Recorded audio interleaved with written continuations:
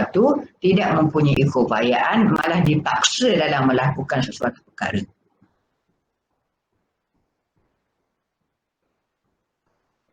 Mereka tidak mempunyai kemampuan, tiada kemahuan dan tiada pilihan.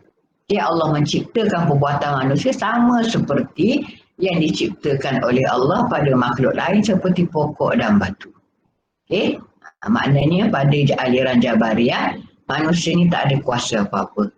Dia semuanya mengikut apa yang ditentukan oleh Allah, apa yang telah pun Allah takdirkan.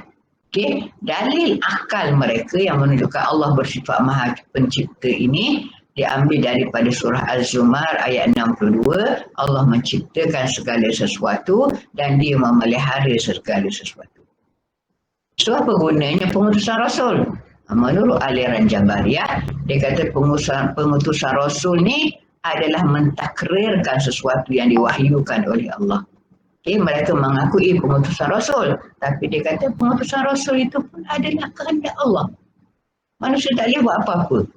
Okay, itu adalah urusan Allah Subhanahu wa ta'ala.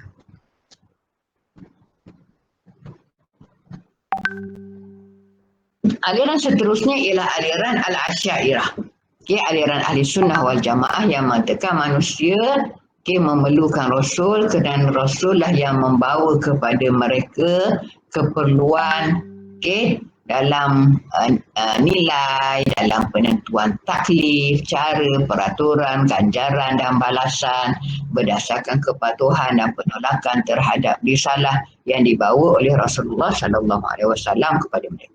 Maknanya menurut Asy'ariyah memang kita perlu kepada Rasul.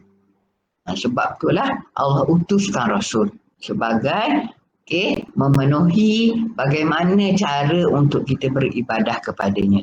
Manusia diciptakan untuk mengabdikan diri kepadanya. Macam mana cara nak mengabdikan diri kalau manusia sendiri tak boleh fikir? Lalu Allah utuskan Rasul untuk memimpin manusia bagaimana cara untuk mengabdikan diri kepadanya dalam berbagai aspek kehidupan. Termasuklah politiknya, ekonominya, cara hidupnya, sosialnya dan sebagainya. Jadi perkara-perkara berkaitan ma'rifatullah dan tanggungjawab manusia di muka bumi memerlukan panduan daripada seorang Rasul. Manusia tidak mampu untuk melaksanakan tugas sebagai hamba dan khalifah tanpa petunjuk daripada Rasul. Kerana akal yang ada pada manusia itu tidak cukup untuk memimpin manusia. Dia perlukan kepada panduan wahyu yang diturunkan kepada Rasul untuk disampaikan kepada seluruh umat manusia. Al-Asy'ariyah juga ada dalil dia. Dia bawa surah Al-Isra ayat 15. Siapa yang beroleh hidayah petunjuk maka sesungguhnya faedah petunjuk yang didapatinya itu hanya terpulang kepada dirinya sendiri, dan sesiapa yang sesat maka sesungguhnya kesan buruk kesesatannya hanya ditanggung oleh dirinya juga. Dan seseorang yang boleh memikul tidak akan memikul dosa perbuatan orang lain, dan tiadalah kami mengazabkan suatu kaum sebelum kami mengutuskan seorang rasul. Makna Allah cerita dekat sini, manusia tu kalau dia nak kepada petunjuk, dia akan berusaha untuk memperolehi petunjuk. Sebabnya dah ada Rasul yang bawa. Tapi kalau dia tak nak terima, maka teruslah dia berada dalam kesesatan. Dan kesesatan, kesan kesesatan itu dia sendiri tanggung. Orang lain tak akan tanggung.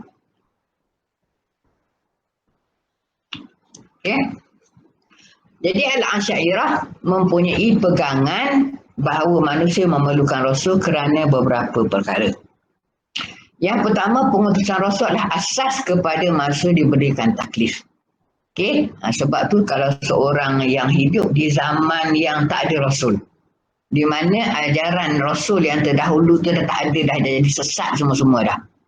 Dan Rasul baru belum lagi diutuskan, maka mereka ini dikenali sebagai ahli fitrah.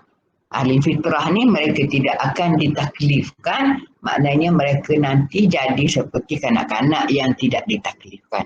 Maknanya ada pandangan kata kanak-kanak ataupun ahli fitrah ini bila mati, mereka tidak berada di syurga dan tidak pula berada di neraka. Ada pandangan kata ahli fitrah dan kanak-kanak ni dia akan jadi pelayan-pelayan di syurga.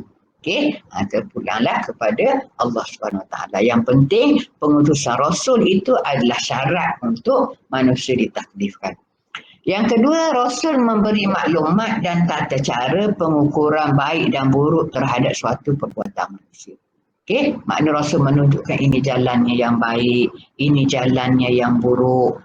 Rasul dapat daripada mana? Dapat daripada wahyu yang telah pun diwahyukan oleh Allah Subhanahu Wa Taala. Okey, dan yang ketiga, Rasul membimbing manusia ke jalan Allah. Okey, macam mana nak beribadah kepada Allah, macam mana nak taat kepada Allah. Allah tu sifat dia macam mana. Rasul lah yang membimbingnya. Jadi manusia dengan akal pemikiran yang terbatas, perlulah tanpa banyak soal untuk mengikuti Rasul tadi dengan sepenuh-penuhnya. Aliran yang ketiga, aliran Mu'tazilah. Aliran Mu'tazilah ni terkenal dengan satu aliran yang terlalu mengagungkan akal. Apa-apa juga dia fikir dengan akal saja. Mu'tazilah berpendapat pentingnya Rasul diutuskan kepada manusia berdasarkan kepada prinsip keadilan Allah.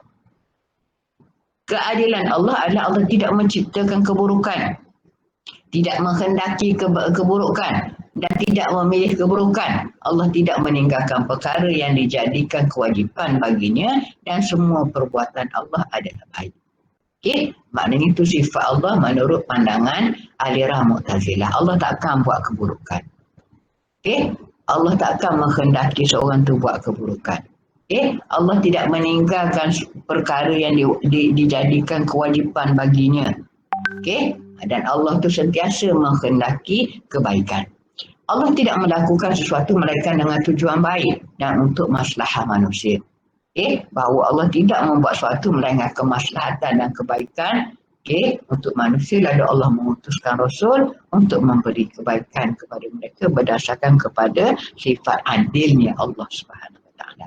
Maknanya Allah ciptakan malaikat, Allah ciptakan Rasul ini, mengutuskan Rasul ini demi untuk kebaikan manusia. Kerana sekali-kali Allah itu tidak ada keburukan kepada dirinya. Dalil ini dia pun ada dalil juga. Dalam surah An-Nahl ayat 63, demi Allah, sesungguhnya kami telah mengutuskan rasul-rasul kami kepada umat sebelum kamu. Tapi syaitan menjadikan umat itu memandang baik perbuatan mereka yang buruk, maka syaitan menjadi pemimpin mereka di hari itu dan bagi mereka azab yang sangat pedih. Mereka kami utus selaku rasul-rasul pembawa berita gembira dan pemberi peringatan agar supaya tidak ada alasan bagi manusia membantah Allah sesudah diutuskan Rasul. Dan adalah Allah Maha Perkasa lagi Maha Bijaksana. Maknanya berdasarkan kepada ayat ini betapa Allah itu hanya mahukan kebaikan. Kerana sifat dia yang adil tadi, lalu dia mengutuskan Rasul yang membimbing manusia ke jalan yang lurus. Syekh Qutb dalam mentafsirkan ayat itu mengatakan dengan pengutusan Rasul, manusia tidak dapat berhujah bahawa mereka sesat kerana tidak ada Rasul yang membawa mereka ke jalan hidayah. Maknanya bila dah Rasul dah ada, manusia tak boleh kata lagi kami tak tahu macam mana nak beribadah ni.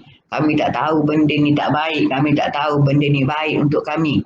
Kerana Rasul telah pun diutuskan dan Rasul tadi menerangkan jalan kebaikan yang mesti manusia patuhi untuk mendapat ganjaran. Rasul juga menjelaskan ini jalan tak baik, kamu kena tinggalkan. Kalau kamu masih laksanakan, kamu akan dihukum, kamu akan diberikan azab. Dan kami tidak akan mengazab sesuatu kaum melainkan kami mengutuskan sebelumnya seorang Rasul. Jadi ayat di atas menunjukkan kepada keadilan Allah. Allah tidak mengazab seorang manusia melainkan setelah diberi bukti bahawa mereka telah pun menerima pengajaran daripada Rasul. Manakala Imam Al-Qutubi mengatakan Allah tidak membiarkan manusia dalam kesesatan, melainkan diutuskan manusia supaya manusia tidak terus sesat. Sesat dunia boleh tahan lagi, tapi kalau sesat di akhirat adalah kesesatan yang selama-lamanya. Kita rehat 2 minit. Ciri-ciri kerasulan.